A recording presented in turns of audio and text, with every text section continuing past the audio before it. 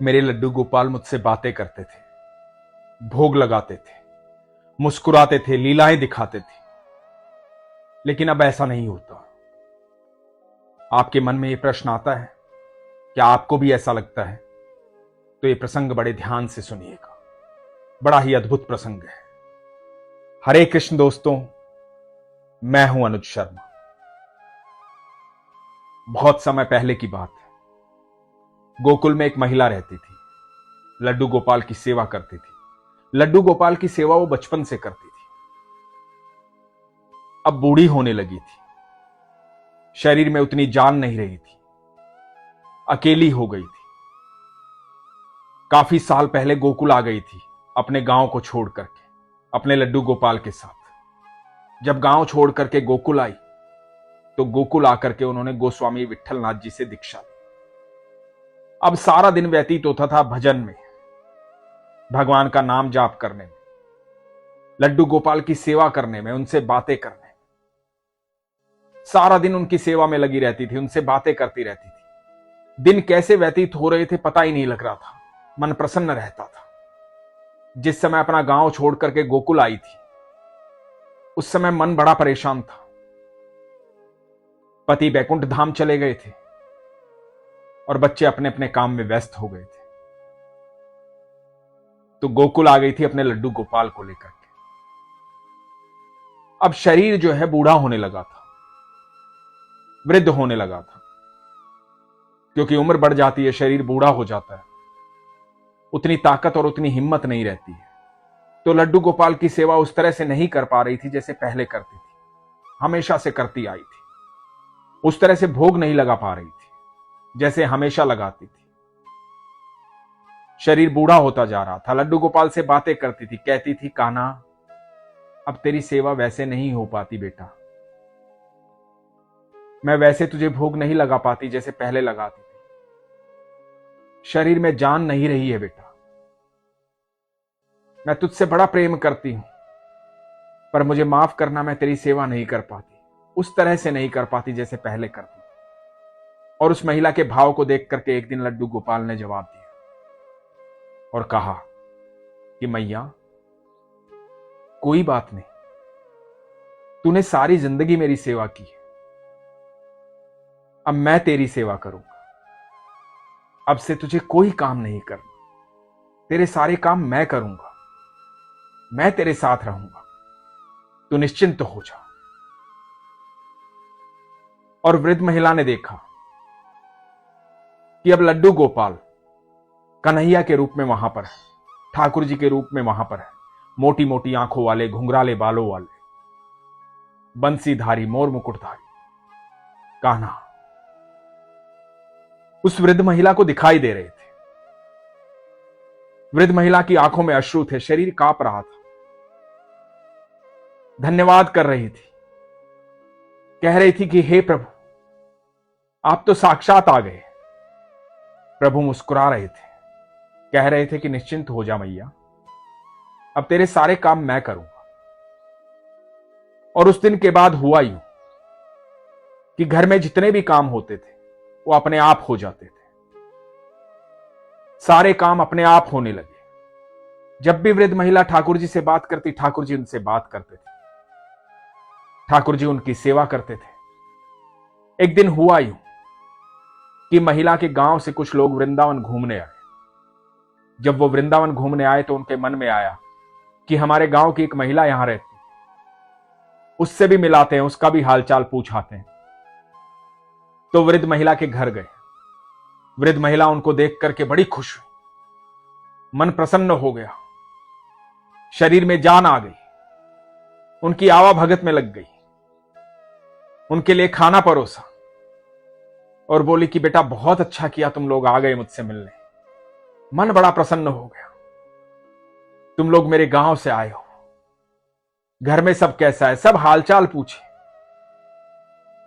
तो लोगों ने पूछा कि मैया तुम कैसी हो, काफी अरसे से यहां रह रही हो, तुम्हारा समय कैसा चल रहा है। तो वृद्ध महिला ने कहा कि क्या बताऊं बेटा, तुम आ गए हो तो ऐसा लग रहा है कि मेरा अपना कोई आया है। काफी लंबे अरसे के बाद मन प्रसन्न हुआ है, क्योंकि यहां तो मेरा अपना है ही को। तुम आ गए हो तो बड़ा अच्छा लग रहा है।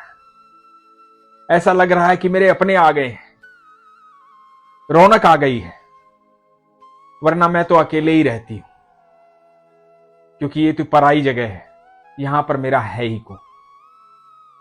ये बात सुनकर के उस गांव से आए हुए लोग बोले, मैया बड़ा मन था तुमसे मिलने का, अरसा हो गया था मिले हुए, अच्छा लगा मिल करके, अब चलते हैं। और ये कह करके वो लोग चले गए। जब वो लोग चले गए तो ये वृद्ध महिला पहुंची अपने लड्डू गोपाल के पास और जाके बोली, लल्ला, ए लल्ला, लल्ला, हे लल्ला। और वृद्ध महिला को कोई आवाज नहीं आई। वृद्ध महिला ने जोर से पुकारा, माधव, हे मेरे ठाकुर, हे मेरे कन्हैया, अरे कहां छुप गया तू? हे लल्ला, कहां छुप गया तू? कहां है तू? और कोई आवाज नहीं आई। रोज जब भी ये बातें करती थी तो आवाज आती थी। ठाकुर जी इनकी बात सुनते थे, इनको जवाब आता था, लेकिन अब कोई आवाज नहीं आई। अपने लड्डू गोपाल को देखा तो वो मुस्कुरा नहीं रहे थे, उनका चेहरा उदास था। इस वृद्ध महिला ने काफी सारी बातें की, उनको हंसाने का प्रयास किया, लेकिन वो हंसे नहीं, ना उनके चेहरे पर कोई मुस्कुराहट आई। ये वृद्ध महिला चिंता में आ गई। इनकी समझ में नहीं आ रहा था कि ये हुआ क्या।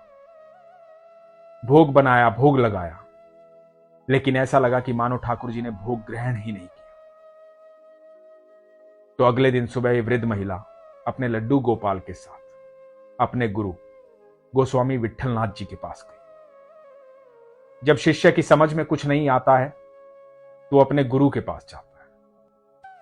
तो ये वृद्ध महिला भी अपने गुरु के पास पहुंची और जाकर के उनसे कहा कि देखिए ना गुरु जी, मेरे लड्डू गोपाल मुझसे बात नहीं कर रहे हैं। रोज तो मुझे लीला दिखाते हैं, रोज मुझसे बातें करते हैं, कल से कुछ खाया भी नहीं है इन्होंने। देखो कैसे चेहरा उदास है इनका, आप लो अपनी गोदी में। गोस्वामी विट्ठलनाथ जी इस भाव को समझते थे। वो जानते थे कि जो ठाकुर जी को प्रेम करते हैं, ठाकुर जी उनको अपनी अनुभूति करवाते हैं। जो ठाकुर जी से बातें करते हैं, ठाकुर जी उनसे बातें करते हैं। जिस भाव से भक्त ध्यान लगाता है, भगवान उसी भाव से उसके पास होते हैं। इस वृद्ध महिला के भाव को समझ रहे थे गोस्वामी विट्ठलनाथ जी। गोस्वामी विट्ठलनाथ जी ने लड्डू गोपाल को अपनी गोदी में लिया और मैया से कहा कि कब से ऐसा हो रहा है। तो वृद्ध महिला ने बताया कि कल दोपहर से ऐसा हो रहा है, बात ही नहीं कर रहे हैं, ना मुस्कुरा रहे हैं, ना भोग पा रहे हैं, बिल्कुल भी देख नहीं रहे हैं मेरी तरफ। तो गोस्वामी जी ने पूछा, उससे पहले क्या घटना घटित हुई थी? क्या हुआ था उससे पहले, वो बताओ मुझे। तो वृद्ध महिला ने बताया, सुबह तो भोग लगाया था मैंने, उसके बाद मेरे गांव वाले आ गए थे। मेरे गांव वाले आए तो उनसे बातें हुई, उसके बाद जब वो चले गए तो मैंने लल्ला को आवाज दी, लल्ला को बुलाया, लल्ला को कहा कि हे लल्ला, ए माधव, ए ठाकुर, कहां हो, आओ। पर कोई आवाज नहीं आई, कोई भाव दिखाई नहीं दिया। तो गोस्वामी जी ने कहा कि क्या बातें हुई थी तुम्हारी गांव वालों से? तो वृद्ध महिला ने बताया कि बस हालचाल पूछ रहे थे। मैंने कहा कि भैया बहुत अच्छा हुआ तुम लोग यहां आ गए हो, बड़ा अच्छा लग रहा है कि मेरे अपने यहां आ गए हैं, क्योंकि यहां तो अपना है ही कौन, ये तो पराई जगह है। तुम लोग आ गए हो तो ऐसा लग रहा है कि मेरे घर से कोई आया है, मेरे अपने आए हैं, क्योंकि यहां तो मैं अकेली रहती हूं, मेरा है ही कौन। और वृद्ध महिला ने जब ये बात बताई तो वो समझ गई कि उसने क्या गलती की। गोस्वामी जी ने कहा कि मैया, तुम्ही ने तो कहा कि इस पराई जगह पर मेरा है कौन। ये बात सुनते ही वृद्ध महिला फूट फूट कर रो पड़ी, अपने लड्डू गोपाल के चरणों में गिर गई, क्षमा याचना करने लगी। बोली कि मुझे क्षमा कर दो लल्ला, तुम मुझसे नाराज हो, मुझे क्षमा कर दो, मुझसे बहुत बड़ी भूल हो गई है, मुझसे गलती हो गई।